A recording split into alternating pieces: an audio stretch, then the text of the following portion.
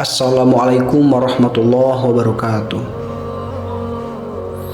Kota Konstantinopel yang dibangun pada tahun 330 Masehi oleh Kaisar Bizantium, Konstantin I, menjadi ibu kota Romawi Timur dan merupakan kota paling kuat di dunia pada masanya. Inilah kota yang dijanjikan Rasulullah SAW kelak akan ditaklukkan oleh kaum muslimin. Dalam suatu hadis, Nabi Muhammad SAW pernah bersabda, "Sungguh Konstantinopel akan ditaklukkan." Sebaik-baik pemimpin adalah pemimpin saat itu, dan sebaik-baik pasukan adalah pasukan perang saat itu. Hadis riwayat Imam Ahmad. Maka, sejak saat itu pula, sabda Rasulullah SAW menjadi sangat fenomenal di kalangan umat Islam. Jadi dalam janji Nabi, Konstantinopel akan jatuh di tangan muslim terbaik dengan pasukan terbaiknya. Itu sebabnya sejak Khalifah Umayyah di Damaskus hingga ratusan tahun kemudian upaya menaklukkan Konstantinopel terus dilakukan, namun tidak ada satupun yang berhasil. Hanya seorang pemuda belia yang kemudian mampu menaklukkan ibu kota Kristen Timur ini. Dia adalah Muhammad II yang kemudian mendapat gelar Al-Fatih, sang penakluk. Muhammad Al-Fatih adalah Sultan Utsmani atau dinasti Ottoman generasi ke-7, kekhalifahan Islam terakhir yang memimpin kaum muslim dan berpusat di Turki. Semuanya berawal dari janji Rasulullah SAW kepada umatnya. Kota yang menjadi pusat Kristen Timur kelak akan ditaklukkan kaum muslimin. Namun, Rasulullah SAW tidak menjelaskan secara rinci kapan dan siapa yang menaklukkan kota Konstantinopel. Janji Rasulullah SAW inilah yang memotivasi kekhalifahan Turki Utsmani untuk terus berupaya mewujudkan janji itu. Janji Rasulullah SAW inilah yang membuat Sultan Murad II mempersiapkan dengan cermat untuk menaklukkan Konstantinopel. Berbagai penyerangan dilakukan ke benteng Konstantinopel. Kegagalan demi kegagalan tak membuat dirinya putus asa. Bahkan ia mempersiapkan generasi berikutnya untuk melaksanakan cita-citanya. Namun pada awalnya, Muhammad Tsani Al-Fatih yang masih kecil sungguh disayangkan. Muhammad Tsani sulit untuk diandalkan. Muhammad Tsani sudah terlanjur hidup mewah di lingkungan istana sehingga menjadi anak yang manja. Ia selalu berlindung di bawah kebesaran sang ayah sehingga menyulitkan para ulama yang didatangkan ke istana untuk mendidiknya. Hingga akhirnya kelembutan dan ketegasan dua ulama besar berhasil menundukkan Muhammad kecil, Aqsh Syamsuddin dan Muhammad bin Ismail Al-Qurani. Di tangan Aqsh Syamsuddin, sang guru Muhammad Al-Fatih belajar banyak hal. Ia berhasil menghafal Al-Quran dan menguasai ilmu lainnya. Di usianya yang ke-14 tahun, Muhammad Al-Fatih menjadi pemuda yang cerdas dan taat beragama. Hingga akhirnya sang ayah menyerahkan sepenuhnya kekhalifahan Turki Utsmani ke tangan Muhammad Al-Fatih. Di usianya yang baru 22 tahun, Muhammad Al-Fatih menjadi Sultan kekhalifahan Turki Utsmani. Al-Fatih membangun kesultanan serta teguh mematangkan persiapan untuk menaklukkan benteng Konstantinopel. Di kepalanya sudah tergambar jelas apa yang ingin dilakukannya. 2 tahun masa kepemimpinannya, pada usia 24 tahun, Al-Fatih berhasil membangun 200.000 pasukan termasuk pasukan khusus yang terlatih. Seluruh keahlian pasukannya ditunjang dengan kemplengan rohani yang matang.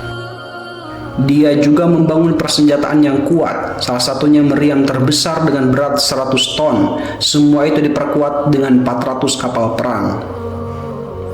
Hal inilah yang membuat gentar kekaisaran Bizantium di Konstantinopel.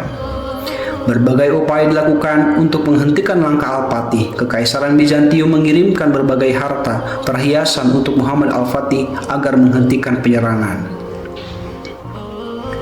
Dari sini kita bisa belajar dari pemuda terhebat sepanjang masa ini. Jika seandainya Muhammad Al-Fatih menerima suap dari Kaisar Bizantium, maka tidak akan pernah dalam sejarah disebut Muhammad Al-Fatih adalah sang penakluk Konstantinopel. Maka dari itu Muhammad Al-Fatih menolak suap, harta yang begitu melimpah, dan Muhammad Al-Fatih memilih untuk memerangi orang-orang kafir. Tak ada jalan lain untuk menghentikan Muhammad Al-Fatih. Konstantinopel terpaksa meminta bantuan ke Roma dengan konsekuensi Bizantium harus mengikuti aliran Roma. Setelah permintaan Muhammad Al-Fatih kepada Kaisar Bizantium untuk menyerah tanpa pertumpahan darah gagal, maka saatnya pun tiba pada tanggal 6 April 1453 Muhammad Al-Fatih memulai serangan umum ke kota Konstantinopel dari darat dan laut. Di bawah komando langsung Muhammad Al-Fatih dan didampingi gurunya, panah-panah dan ketapel api melesat menghujani benteng Konstantinopel. Meriam raksasa terus dilepaskan untuk menjebol dinding benteng, sementara dari arah laut kapal-kapal muslimin yang mencoba menyerang mendapat perlawanan dahsyat dari pasukan bantuan dari Eropa. Kapal-kapal muslimin yang mencoba menembus Laut Golden Horn tanduk emas gagal lantaran terhalang oleh besi-besi baja yang melintang menutupi pulau. Berminggu-minggu pasukan muslimin menggempur benteng dengan berbagai cara. Upaya untuk menembus melalui jalur bawah tanah pun dilakukan. Tak mudah menembus benteng Konstantinopel yang begitu kuat. Dalam kondisi inilah Muhammad Al-Fatih mulai mengevaluasi langkahnya. Al-Fatih pun akhirnya menemukan cara yang dianggap bodoh oleh sebagian bawahannya, yaitu memindahkan kapal-kapal perang yang berada di Selat Bosporus ditarik ke darat untuk menghindari rantai penghalang.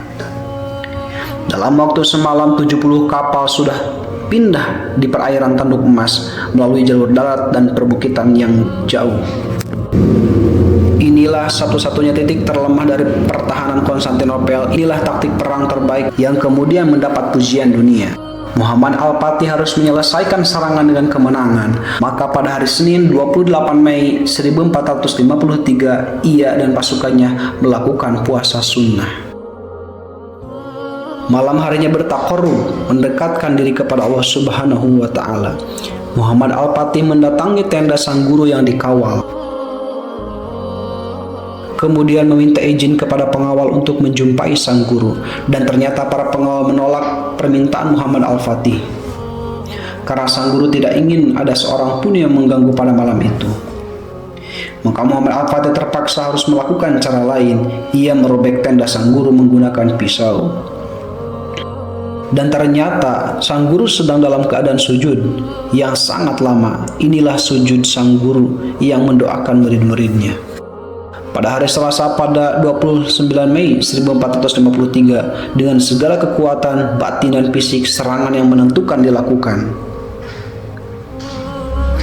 Teriakan takbir yang menggelora, semangat jihad menjadi penentu nasib Konstantinopel. Hingga akhirnya kota Konstantinopel tak sanggup melawan gelombang serangan pasukan Muhammad Al-Fatih.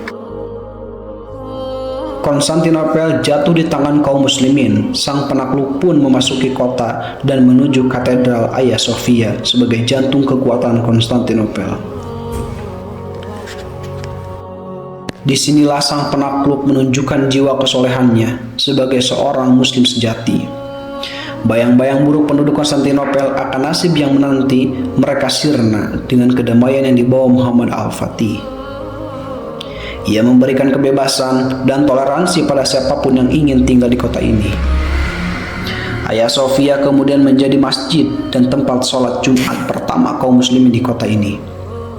Nama Konstantinopel kemudian diubah menjadi Islamabul, kota Islam, yang kemudian populer dengan nama Istanbul. Maka selesailah misi seorang Al-Fatih. Ia telah memenuhi janji Rasulullah SAW. Konstantinopel benar-benar jatuh di tangan sebaik-baik penguasa. Dan itulah dirinya serta pasukan yang disebut Rasulullah SAW sebaik-baik pasukan. Setelah ini tak ada lagi yang diharapkan, yang diinginkan hanyalah membaktikan diri, hanya beribadah kepada Allah Subhanahu wa Ta'ala, jauh dari gemerlapnya kekuasaan.